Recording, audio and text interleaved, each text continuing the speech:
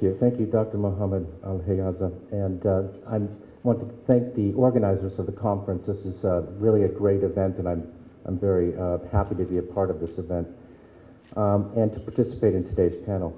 So my goal here at this conference, more broadly, is to help build your strategies, in particular policy, for realizing Saudi Arabia's vision for 2030. I have a long-standing interest and continuing interest in the factors that create and sustain innovation. Since receiving my PhD in 1998, I've spent the last 18 years, involved in one way or another with innovation in the private sector, in academic research, and in government. Now, my slides. There we go. Okay. So it's clear from Saudi Arabia's Vision 2030 document and the National Transformation Program that innovation will play a critical role in determining the rate and success of the kingdom's transformation. It's crucial to keep in mind some basic principles when formulating innovation policies. I've listed 4 principles on this slide. The first is a systems approach. It's important to recognize that innovation takes place in an ecosystem, an interdependent, interconnected, and constantly evolving system. And this means that solutions need to be thoughtfully and carefully designed, which is the second principle. Successful policies and programs are shaped to meet the problems that they target and must form part of an integrated solution. Execution is vitally important, number 3. Even great policies will fail when not executed thoughtfully, objectively, and efficiently. And evaluation. Too often evaluation is ignored. Evaluation needs to be set up from the beginning and play a central role in the implementation of the policy. So how can we understand the system of innovation in an industry or a technological area? Scholars offer this diamond-shaped framework. It has 4 thematic boxes, and arrows represent a dynamic and interdependent system. Starting from the left, factor conditions refer to the inputs that firms and companies have. For instance, labor, such as the quantity and quality of human resources in scientific, technological, and management areas. Land and physical resources, such as available space, transportation, and physical infrastructure. Knowledge and information resources, such as the strength of research institutions and computing power and communications. And an ample supply of financial capital for risky investments. On the far right, demand conditions capture the influence of local demand.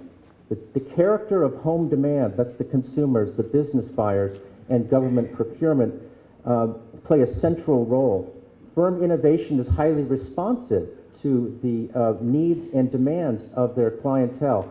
And those demands, it can improve innovation by demanding a higher quality and a better product from the companies. Related and supporting industries, as shown at the bottom of the diagram, captures the density and nature of the firm's vertical relationships with suppliers and horizontal relationships with partners. These relationships are important channels for information about changing technology and market conditions, and sometimes can even provide information about developments internationally. At the bottom, the firm's context, at the top, the firm's context and local competitive conditions are highlighted. Okay, this is actually the environment where entrants compete with incumbents, and the form of competition is determined. So, for instance, it could be price competition, it could be competition on service quality, technology, or even product features. So the local context shapes the management strategies, the attitudes of leaders and employees, the norms of behavior, and other organizational features. So, as Tom mentioned, 2 policies that have proven to be successful for promoting innovation in the United States is the Small Business Innovation Research Program, SBIR, and the Small Business Technology Transfer Program, STTR. These programs have supported early-stage innovation and growth in well-known companies such as Genzyme, Qualcomm, and Symantec. Moreover, aspects of these programs have been used and adopted in other countries such as Australia, Finland, Sweden, UK, and others. So the SBIR and STTR are competitive government programs that finance early-stage technology exploration, research and development, and commercialization. Rather than being organized by a single centralized government entity, the US SBIR and STTR programs are decentralized across a diverse set of agencies, as was mentioned by Tom, the National Science Foundation, the National Institutes of Health, the Department of Education, the Department of Defense, the Department of Agriculture. This decentralized structure actually is very important because it creates targeted cluster-specific programs that address areas such as agriculture, health, and energy. The structure of the program is also very important. Each program shares this three-stage structure that helps match the particular characteristics and development stages in the innovative process.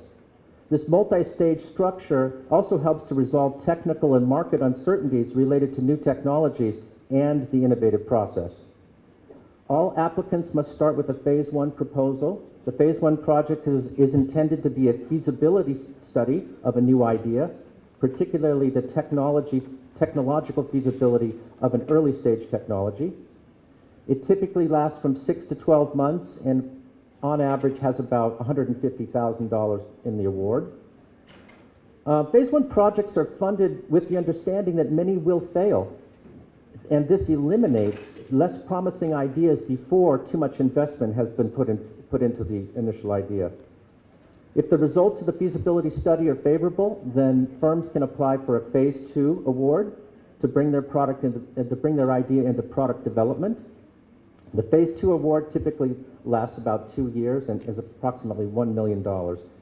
Finally, there's a Phase 3 to the programs. This is an unfunded phase where firms are expected to bring their products to market or to seek out additional follow-on private financing based on the results from the program.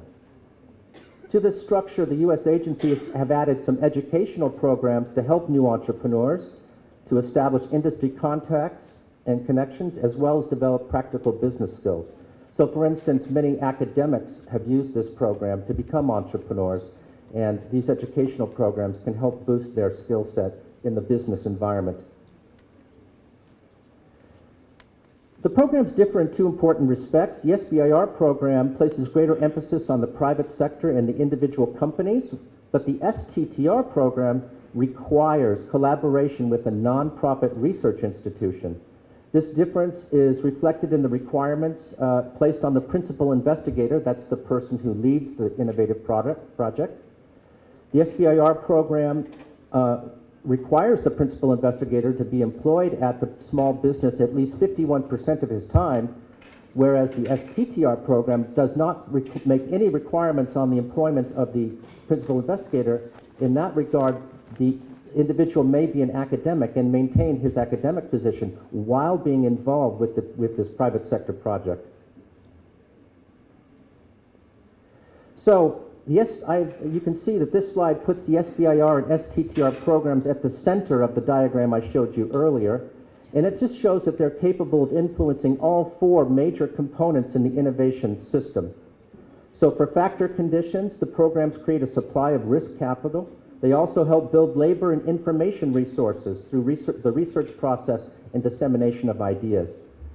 The SBIR and STTR programs allow entrepreneurs to respond to local demand through innovation by providing a new mechanism for starting up a company and by providing a mechanism to allow them to expand the product lines of their companies. In related and supporting industries, new opportunities are available to build collaboration between the SBIR, STTR firms and other industry participants. And the programs also add directly to the context at the top of the program, the context for firm strategy and rivalry. And this is essentially by bringing greater competition and greater product diversity to the market.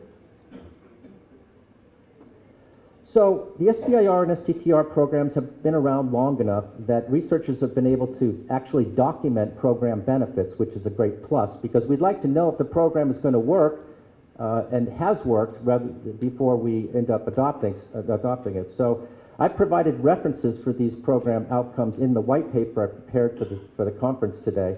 But we have evidence in the United States, academic research and some government studies, but academic research primarily, that companies participating in the SBIR and STTR programs have increased entrepreneurship, so new firms are formed, stronger employment growth, more invention, good innovative performance, so that means they're commercializing the products and services that they've actually proposed, higher odds of venture capital financing, and other non-market impacts based on knowledge discovery, dissemination, and network building. So I believe programs like the SBIR and STTR programs can be a strong component of your strategy for realizing Saudi Arabia's vision for 2030. Thank you for your time.